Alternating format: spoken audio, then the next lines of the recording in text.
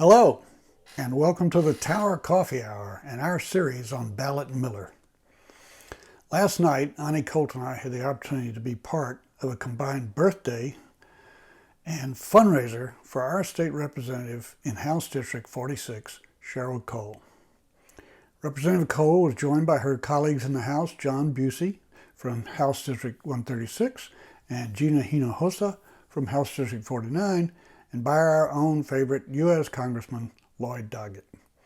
I was also honored to get a chance to talk with Representative Cole's mother, who seemed very proud of her little girl. Representative Cole agreed to do an interview with the Tower Coffee Hour, but only if we could sit down at a table at Cherrywood Coffee House and make it more of a chat. So keep watch for Ani Colt interviewing Representative Cole about housing affordability, aging, transportation, and education. I'm going to step back now and let you watch the presentation from the event. I'm State Representative John Busey. I serve Austin, Cedar Park, Leander, Round Rock, and Williamson County, just up the road. I am a proud colleague of Representative Cole. We came in together, and I basically, to stay in line, I just vote the way Sheryl votes, and I know I'm doing the right thing every time. I follow her lead, and we're trying to build a better state together. I'm honored to introduce someone that doesn't need an introduction. Congressman for the area, has invested in showing up to event after event after event, making sure that he is helping to build the grassroots at all levels. He did it whether you're in his district or not. He has helped me countless times over the years. And now I'm proud to, after redistricting day, one of the bright things, I woke up, instead of being in Congressman Carter's very red district, being in Congressman Doggett's new blue district. I'm so excited to have that. And right before I introduce him, because she's still here, and I see her, Rep. Gina Hinojosa is also here with us today. But Congressman Doggett, you all know it. He is a fighter for us in D.C. He's a fighter for us here. He goes to every event. He donates to all the candidates. Whether it's school board, county commissioner, state rep, other Congress members, he's building that team and that grassroots so we can hopefully together build that better Texas and that better America. And so, without further ado, the great Congressman Doggett. Thank you, John. Building a great team in Williamson County thanks to your leadership. I was always afraid to go north of Brushy Creek, and found there now, thanks to efforts like John's made in Austin housing crisis, a lot of Democrats in Williamson County, and we're going to eventually turn it blue as well. So it's been my good fortune to know Sheryl since before I was ever in Congress, when Kevin worked with us on the Supreme Court. And Libby and I are so pleased that we've been the last decade living in her district, and under the new maps, we will continue to count on her as our personal secretary.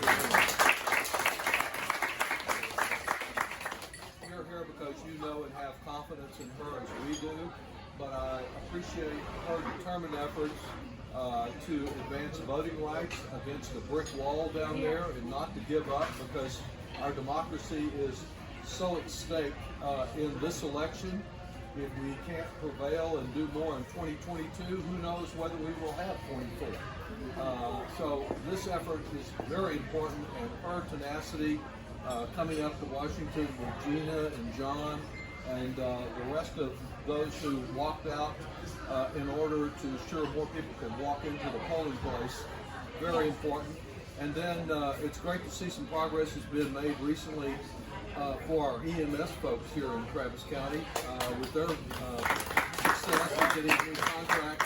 But I know you've worked on that issue in trying to assure more benefits for the people who are there on the front lines and have been on the front lines, particularly during the pandemic. So I think Sheryl can speak for herself. She does that so well, and she represents it so well. Our state representative and friend, Sheryl Cole. What a birthday! Thank you, Congressman Doggett. Thank you, John Busey. I appreciate all of you guys coming out and celebrating my birthday and giving me a fundraiser. You don't know how much it means. We don't make much money, but seeing the support really helps. Um, we passed the voter suppression law, which was just awful. As you know, we had to go to D.C. to defend against that. And we went up to Congress, made a bunch of noise, got a lot of attention, got a lot of media, but still we weren't able to stop it. They weren't able to stop it at the state level. And it's sad because we have absentee mail-in ballots resulting in a decrease of voters by almost 40%. So it's really sad, but we're going to keep our head up and go back at it. Permitless carry. As you guys know, we passed a permitless carry bill that requires people to not be able to have a permit to carry a lawful weapon until they're 21 years of age, but you can carry an assault weapon at the age of 18, which is ridiculous. And so I'm looking forward to being able to work on something, hopefully with the Uvalde shooting, that will soften up some of those Republicans to be able to increase that voting age to be able to buy an assault weapon. We really need to continue the fight. It's not enough to just say we're Democrats. We have to stand up for democracy, and that's what I intend to do. I really want to stress the abortion law and just how important that is and how traumatic it's been for the state of Texas. We are about in 3 days, we institute the trigger law, which is going to make a ban on abortion statewide, regardless of bounty. I know. And the bounty hunter provisions are still in place, and so now the state of Texas will be able to prohibit abortions, and also anyone who wants to prosecute anyone who's aiding and abetting an abortion. But I'm hopeful. Come get me. Come get me. That's the way we feel about it. But I'm hopeful that all these bad laws will be strengthened. Our resolve to get Beto in a veto position. Yeah. I hope to be able to hand him 2 bills that I filed last time for voter suppression, the online voting registration bill, and the same-day voting bill. I sponsored those last time. To send his death for signing. Well, I thank you guys for coming out, and I'll take any questions.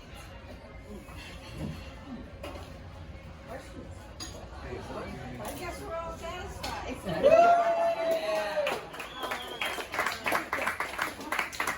When the lodge reconvenes in January, what are some of the most important issues for us to watch and try to be there for? I know that's a long way ahead. Well, not too far, but I'm glad you asked. Glad that you asked. I would say the voter suppression bills, I mean, they're not as sexy as some of the other legislation, but they're so important because it starts there. If we're not able to vote and we're not able to count out people at the ballot, we can't make a real productive change. And then I would say that I do think there's going to be an appetite to do something with assault weapons. And so be there to testify for that and represent your districts. I mean, help your representatives to represent you on that issue. What else? Well, I'm looking forward to being able to pass, or at least hopefully get a hearing on Rosie's Law, which is a bill that would allow abortions to take place. Well, I mean, I know abortions are pretty much dead, but we're going to follow it as a matter of principle for people that are on Medicaid. Yeah, so we're going to do that. I'll talk to those representatives there. But any other questions? There's just 2 things I'd like to see us work on in this state. One of them is education, because it's going to hell. It is. The other one is our health care. You know, I think those are really the 2 major issues that we have to address, and sooner rather than later.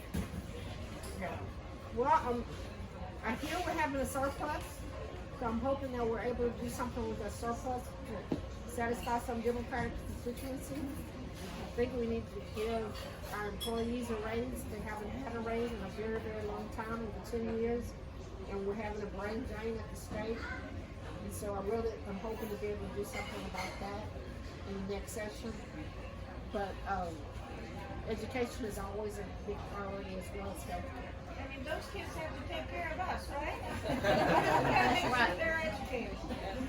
No, we do need to make sure they're educated. Because we can't Mr. retire. Blaze has a question. Yeah. Hey, Patty, come here.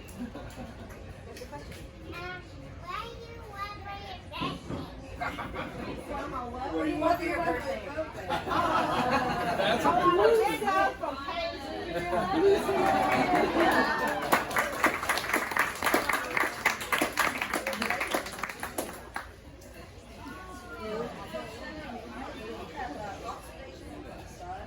Because of the Texas search, basically no reproductive choice, for women, and all the gun violence. And then we just passed the bill, chips and science bill. A lot of this chip manufacturing, all this high-tech company, AMT, Intel, Central Texas is going to be the supplier for our nation's chip manufacturing. So we have a real problem to recruit workforce because of gun violence, reproductive choice, and all these, gender discrimination. Even at UT, we have faculties who decided, 10-year faculty, decided to leave the department, computer science department, because the wife cannot take it. So, that needs to be at the top, at the ears of the top people, people who really into economic development for Central Texas, for Texas period. They need to be concerned about the lack of incentive for people to come, qualified workforce to come and work to build our economy in Central Texas. So, I'm sure you can work with the other side, to get people to see the light. I agree with that. I mean, economic development should be an issue that crosses party lines. And we're going to see a lot of teaching to it, with our children and that type of thing. But I think the chip bill back deserves a big hand in the call to really get that through and come to a long term. I mean, I also supported that, but we need to do more on the state level, I think. Well, I will be not doing my job if I don't plug in the early childhood development, and I think if we don't beef up, our early child development program and put more resources in it, even put in some sales tax. I lost 4 teachers to public school. One in Leander, one in AISD, one in private school. We cannot compete, with the public school, and now they don't even have to have certified teacher. So, and early child education is not just education. We are developing the next generation of workforce. Whether they will drop out from high school or not, or whether they will have a happy childhood so that they can build resiliency. All of this is from the little kid. So that should be our investment. So I hope you'll work on it. I will work on it, and I've had some meetings on it that you're urgent. Yeah. We are going to work on it. We're going to file a lot of bills this time to make our name known and let them know that we're still standing up for what's right for citizens. I have turned away 5 parents because they cannot start working on September 1st. And some of them have to fly in their in-laws, their mother, to take care of their children. So if that is not a crisis, I don't know what is a crisis. So I'm really very worried about working women. So because of this lack of quality early childhood program, they are forced to stay home and miss out on their career path. And so, keep us barefoot and pregnant. That is their dark ages, right?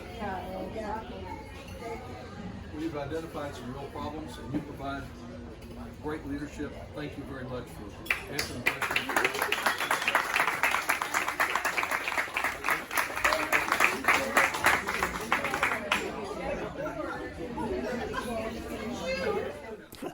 Well, that was fun.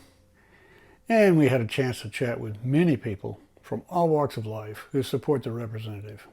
Keep watch for our interview with your state representative, Sheryl Cole, on the Tower Coffee Hour.